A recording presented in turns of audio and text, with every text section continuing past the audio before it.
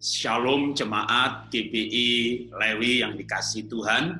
Selamat beribadah dan kita masih dalam ibadah di rumah karena pandemi. Tapi saya percaya Tuhan hadir dimanapun kita beribadah. Nah, kita masuk dalam bulan Agustus di mana kalau secara negara kita memperingati kemerdekaan. Karena itu saya pun mau berbicara hari ini mengenai kemerdekaan di dalam Kristus atau dimerdekakan dari kok.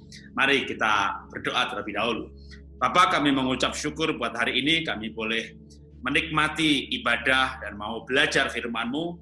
Pimpin kami sehingga kami mendapat hikmat dan pewahyuan, inspirasi, tuntunan dari firman Tuhan. Dalam nama Tuhan Yesus kami siap untuk belajar. Amin. Ya, supaya pelajarannya sistematikanya lebih mudah dilihat dan juga Bapak Ibu bisa menikmati ibadah ini dengan lebih baik, saya akan bacakan firman Tuhannya ya, dan saya tampilkan dalam slide PowerPoint yang sudah saya siapkan ya. Saya akan mulai dengan Ibrani 12 ayat 16. Janganlah ada orang yang menjadi cabul atau yang mempunyai nafsu yang rendah seperti Esau yang menjual hak kesulungannya untuk sepiring makanan. Lalu kalau dilanjutkan ayat berikutnya, sebab kamu tahu bahwa kemudian ketika hendak menerima berkat itu, ia ditolak sebab ia tidak peroleh kesempatan untuk memperbaiki kesalahannya, sekalipun ia mencarinya dengan mencucurkan air mata. Ya, dia bisa mendapatkan, tapi bukan dengan air mata. Nanti saya akan tunjukkan ya, dan itu tidak bertentangan dengan ayat ini kalau saya akan menceritakan bagaimana Esau itu bisa lepas dari kok yang pernah dia miliki karena nafsu rendah. Jadi Esau pernah memiliki nafsu rendah yang pada waktu itu diungkapkan oleh Ibrani tadi karena menjual hak kesulungan. Walaupun saya sebenarnya ya, kalau berpikir kan pada zaman Esau itu Alkitab belum ditulis. Siapa yang mengajari hak kesulungan? Karena hak kesulungan itu ketika anaknya Yakub yang paling sulung yaitu Lewi, maka dia mempersembahkan hidupnya untuk melayani Tuhan, ditunjuk sebagai suku yang melayani Tuhan, tidak mendapat hak tanah, tapi suku-suku yang lain memberikan persembahan kepada suku Lewi. Nah, Lewi atau hak kesulungan ini adalah anak-anak Yakub atau bangsa Israel, sementara Esau adalah kakaknya Yakub. Jadi pada waktu Esau hidup sebenarnya belum ada hak kesulungan itu. Makanya ceritanya menurut saya justru menjadi menarik. Tapi yang pasti, apa sih yang dilakukan oleh Esau sehingga dia sempat terkena kok. Nah, kita akan detailkan sekarang apa yang dialami oleh Esau. Dan karena hal itu maka apa yang dia dapatkan ya. Dalam Kejadian pasal 27 ayat 34, sesudah Esau mendengar perkataan ayahnya itu, meraung-raunglah ia dengan sangat keras dalam kepedihan hatinya serta berkata kepada ayahnya, "Berkatilah aku ini ya Bapa." Jawab ayahnya, "Adikmu telah datang dengan tipu daya dan telah merampas berkat yang untukmu itu." Kata Esau, "Bukankah tepat namanya Yakub karena ia telah 2 kali menipu aku? Hak kesulunganku telah dirampasnya dan sekarang dirampasnya pula berkat untukku." Lalu katanya, "Apakah Bapa tidak mempunyai berkat yang lain lagi untukku?" Jawab Ishak ayahnya. Lalu Ishak menjawab Esau, katanya, "Sesungguhnya telah kuangkat dia menjadi tuan atas engkau, dan segala saudaranya telah kuberikan kepadanya menjadi hambanya, dan telah kubekali dia dengan gandum anggur, maka kepadamu apalagi yang dapat kuperbuat anakku." Kata Esau kepada ayahnya, "Hanya berkat yang satu itukah yang ada padamu ya Bapa? Berkati aku, berkatilah aku ini juga ya Bapa." Dan dengan suara keras menangislah Esau. Lalu Ishak ayahnya menjawabnya, "Sesungguhnya tempat kediamanmu akan menjadi jauh dari tanah-tanah gemuk di bumi, dan jauh dari embun dari atas langit. Engkau akan hidup dari pedangmu, dan engkau akan menjadi hamba adikmu. Tetapi akan terjadi kelak, apabila engkau berusaha sungguh-sungguh, maka engkau akan melemparkan kuk itu dari tengkukmu. Wah, jadi Esau ini jauh dari berkat, menjadi hamba adiknya. Itu yang disebut tadi dengan kuk. Nah, sebenarnya saya ini kalau menilai Esau itu nggak jelek-jelek banget. Ya, paling nggak memang dia tidak menghargai hak kesulungan. Waktu dia lapar, lalu Yakub bilang, kalau mau kacang merah ya aku minta hak sulung, lalu dikasih gitu ya.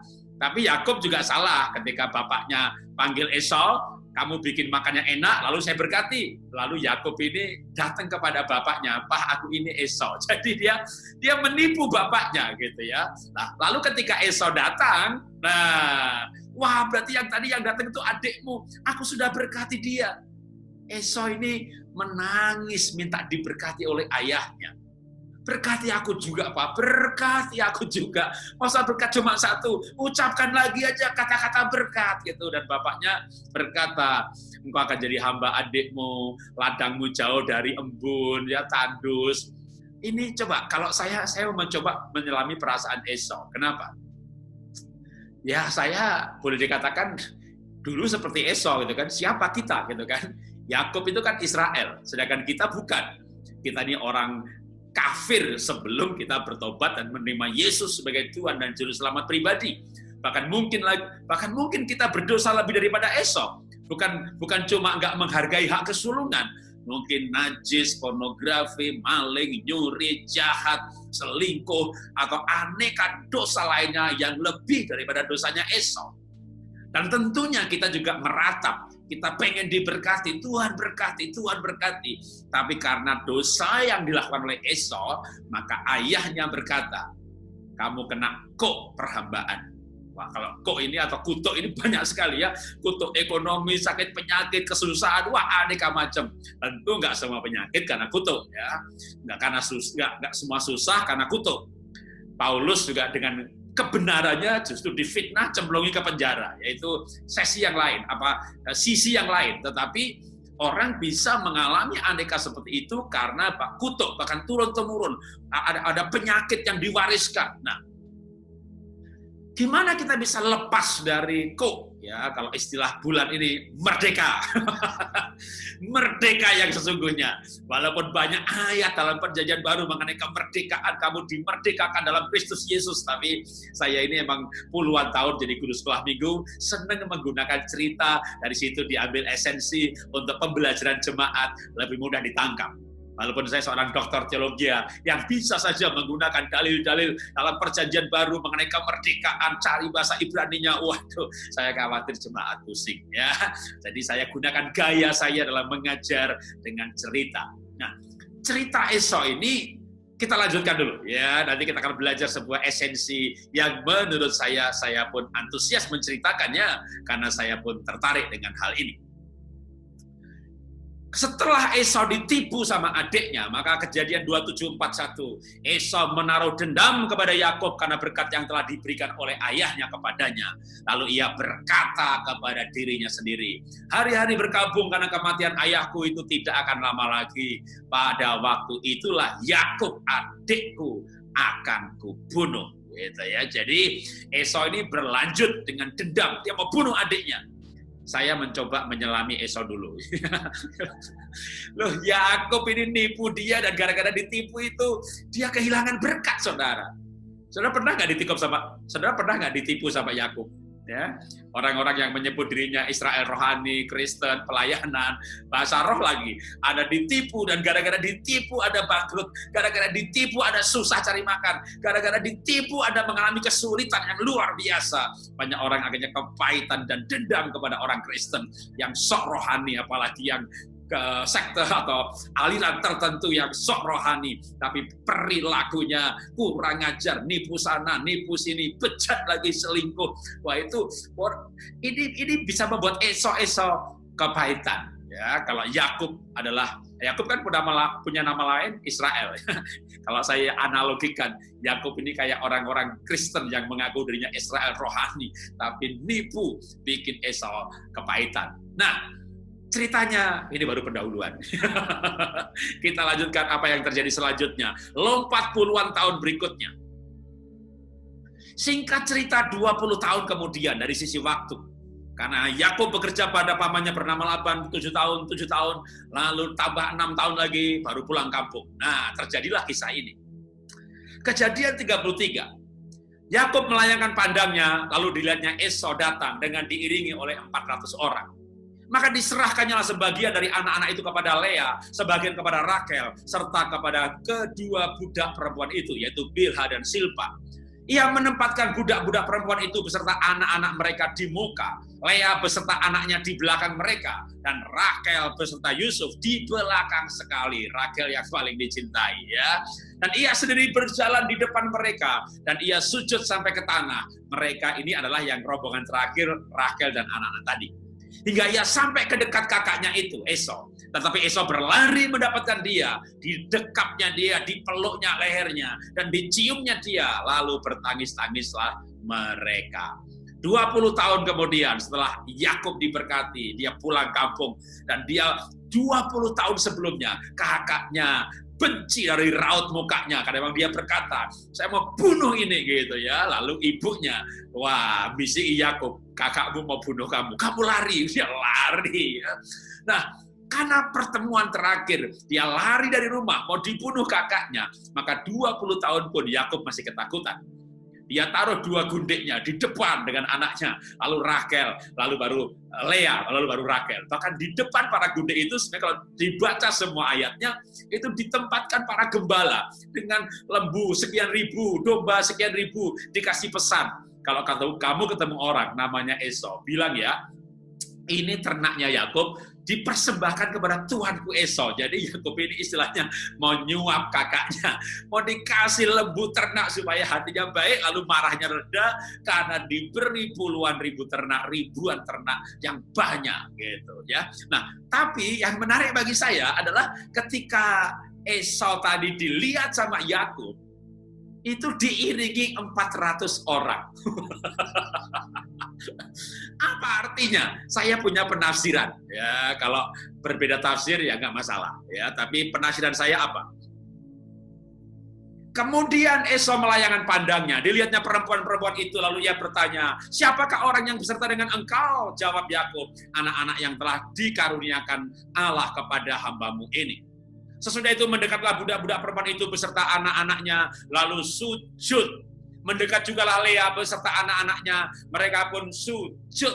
Kemudian mendekatlah Yusuf beserta Rakel, mereka sujud. Sujud apa? Sujud menyembah Esau, ya, ya bukan menyembah, memberikan hormat, gitu ya. Nah, berkatalah Esau, apakah maksudmu dengan seluruh pasukan? Ya, ini pasukan ini bukan pasukan tentara, ya, tapi ternak-ternak domba yang telah bertemu dengan aku tadi. Jawabnya Yakub, untuk mendapat kasih Tuanku. Wah, saudara.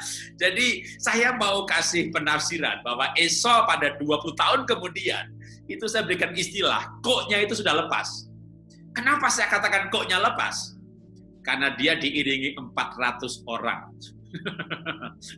Saudara, siapa di sini yang dengar seminar, mendengar firman ini? Ya, ada bos ya kalau kemana pergi itu bawa ajudan 5. Nggak usah 400. Ya, kalau saya punya bisnis Ibadah Syat, Epiolikin. Saya kemana pergi aja paling bawa sopir aja 1 ya. Dia sekaligus nanti juga buka stand buku saya gitu ya. Kadang-kadang tambah ajudan 1 lah gitu. Kalau tempat ibadahnya rame perlu buka stand buku, yang melayani perlu banyak gitu ya. Tapi nggak sampai tuh, saya bawa ajudan 5. Gitu ya. Hanya bos besar yang kemana pergi, bodyguardnya 5, mau masuk toilet, wah ajudannya masuk toilet dulu, dibersihkan dulu semuanya, orang suruh selesai, lalu orang lain nggak boleh masuk, baru bosnya datang kencing. Wih, kencing aja ada bodyguard 5 yang membersihkan mall areal itu, gitu ya. Ada yang bawain tasnya, ada mobilnya, di depannya ada forerunnernya, belakangnya juga, wah berjaga-jaga. Ini pasti bos besar ini. Nah, Esau itu diiringi 400 orang. Dan kenyataan, semuanya sujud menyembah dia. Padahal, waktu dia mau bunuh adiknya, melepas hak kesulungan, itu dikatakan kamu akan jadi hamba adik. Tidak ada cerita atau ayat yang menceritakan bahwa Esau selanjutnya menjadi hamba Yakub. Nggak ada. Bahkan waktu Yakub punya anak-anak itu semuanya di Mesir, menjadi budak di Mesir, anak keturunan Esau itu menjadi Edom dan lain-lain, sudah menjadi sebuah kerajaan yang mandiri yang tidak dijajah. Ratusan tahun kemudian, ketika bangsa Israel masuk Kanaan, nah itu ada bangsa keturunan Esau yang menjadi budak bangsa Israel membuat batu bata. Itu karena mereka juga tidak menyambut bangsa Israel balik, tapi malah menipu dan sebagainya. Maka itu kutuk budakan itu malah baru digenapi. Tapi Esau sendiri, kenyataan dia diberkati. Kenapa saya katakan dia diberkati selain soal pengiringnya banyak? Karena Esau berkata kepada Yakub, waktu Yakub memberikan lembu-lembu yang domba yang banyak itu, maka Esau menjawab begini, aku mempunyai banyak adikku, peganglah apa yang ada padamu. Jadi waktu Esau mau diberi ternak, sapi, lembu, itu Esau nggak terima. Kenapa? Aku punya banyak. Maka saya berani menafsirkan, Esau ini kenyataannya, dia itu diberkati loh. Pak, berarti dia sudah lepas dari kok.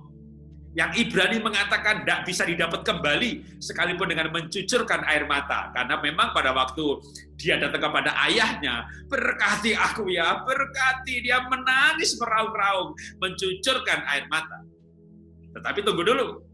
Bapaknya berkata, sekali kelak, engkau bisa melepaskan kok itu dari tengkukmu kalau engkau berusaha sungguh-sungguh. Nah, kita akan dalami nih sekarang ya. Apa yang membuat Esau diceritakan oleh Alkitab, de facto kenyataannya, dia lepas dari kutuk.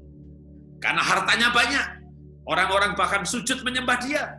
Bahkan dia punya pengiring 400 orang. Dia sudah menjadi bos, bukan budak. Ya. Kalau begitu apa itu sungguh-sungguh? Ya. Bahkan keturunannya menjadi bangsa-bangsa ketika bangsa Israel di Mesir menjadi budak. Keturunan Esau menjadi bangsa-bangsa yang mandiri. Nah, kembali kepada Kejadian 27 ayat 40. Tetapi akan terjadi kelak apabila engkau berusaha sungguh-sungguh, maka engkau akan melepaskan kok itu dari tengkukmu. Jadi sungguh-sungguh itu apa? Yang pasti, kalau Ibrani berkata, sungguh-sungguh itu bukan air mata.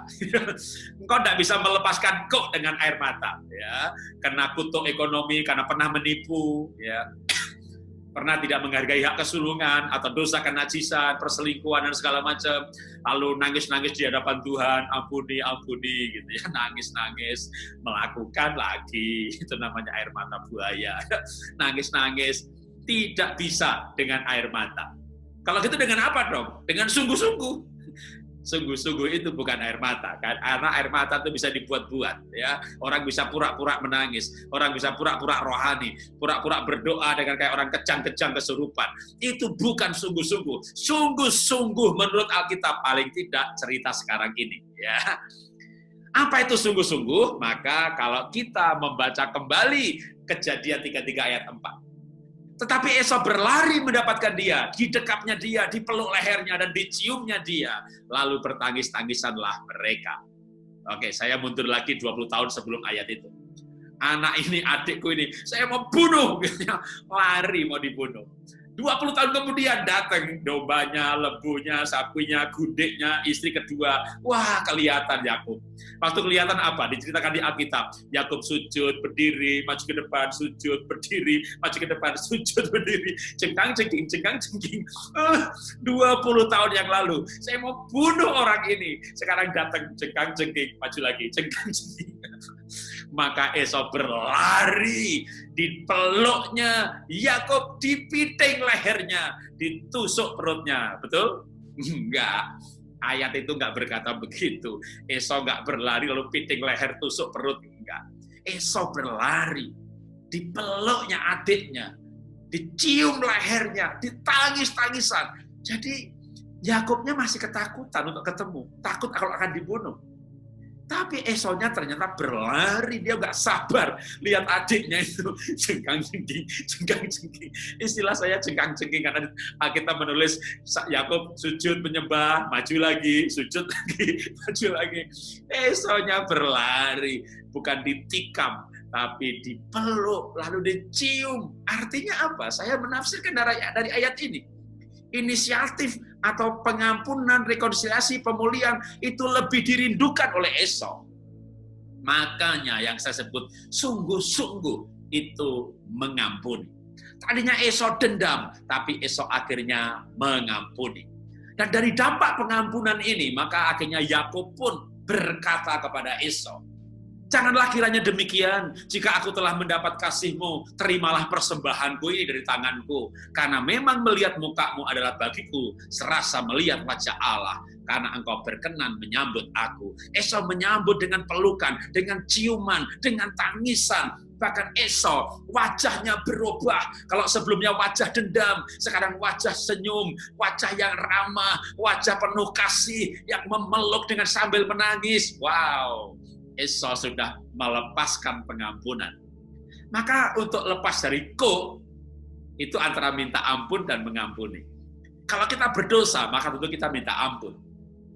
Dan saya percaya Esau sudah minta ampun sama Tuhan, buktinya dia bisa mengampuni. Orang yang tidak merasakan pengampunan Tuhan, itu tidak mungkin bisa mengampuni orang lain. Terlalu menyakitkan. Mengampuni itu tidak mudah, tetapi mengampuni itu harus. Dan supaya bisa punya kemampuan mengampuni, maka harus merasakan pengampunan dari Tuhan. Pengampunan dari Tuhan yang membuat kita merasakan kasih-Nya yang luar biasa. Memerdekakan kita dari hukuman akibat dosa. Karena kita minta ampun, maka diampuni, maka kita merdeka dari hukuman dosa. Tapi kalau pengampunan yang kita alami itu membuat kita melangkah lebih jauh. Bahkan kita mengampuni orang-orang yang mengecewakan, yang menipu, maka itu akan membuat kita bisa terlepas dari perhambaan dosa, perhambaan kedagingan, perhambaan, bahkan kalau waktu itu Esau ini bapaknya jelas-jelas bilang, kamu akan susah cari makan, ini seperti ekonomi. Artinya orang yang minta ampun sama Tuhan dan diampuni, mengampuni orang lain, maka dia akan diberkati, lepas dari perhambaan. Nah, karena itu kita belajar bagaimana kita bisa merdeka, gitu ya. Yaitu kalau kita belajar untuk kita bisa menerima pengampunan dan mengampuni. Kalau kita menerima pengampunan, tapi kita tidak mengampuni. Tuhan Yesus pernah memberikan ilustrasi. Ada orang yang punya utang sedikit, lalu diampuni.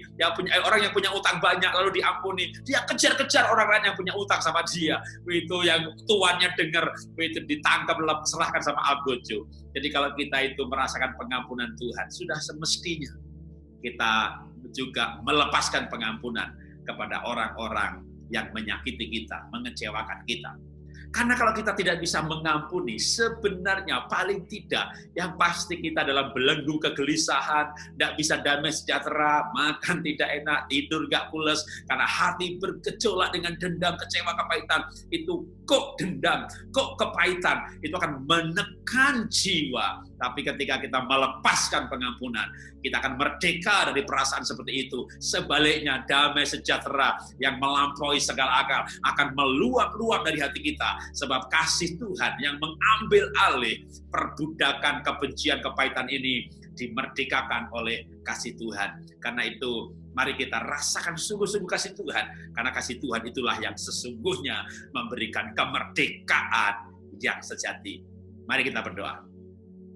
Bapa, kami mengucap syukur, kami belajar firman-Mu dari cerita perjanjian lama Esau yang mengampuni Yakub, dan kenyataan Esau diberkati. Kami hidup dalam perjanjian baru, di mana firman-Mu jelas mengatakan bahwa kasih Tuhan Yesus, penebusan Tuhan Yesus, itulah yang memerdekakan kami dari hukum maut dan hukum dosa. Karena itu sudah selayaknya juga kami orang-orang perjanjian baru yang dilahirbarukan, yang menerima materai Roh Kudus dalam roh kami. Kami juga mengampuni orang-orang yang mengecewakan kami, yang membuat kami rugi, membuat kami susah, membuat kami menderita. Karena ada kuasa untuk hidup dalam kemerdekaan, di dalam kesediaan untuk memberikan dan melepaskan pengampunan. Terima kasih Bapak, dalam nama Tuhan Yesus kami berdoa mengucap syukur. Amin. Ya, selamat hari Minggu. Tuhan memberkati.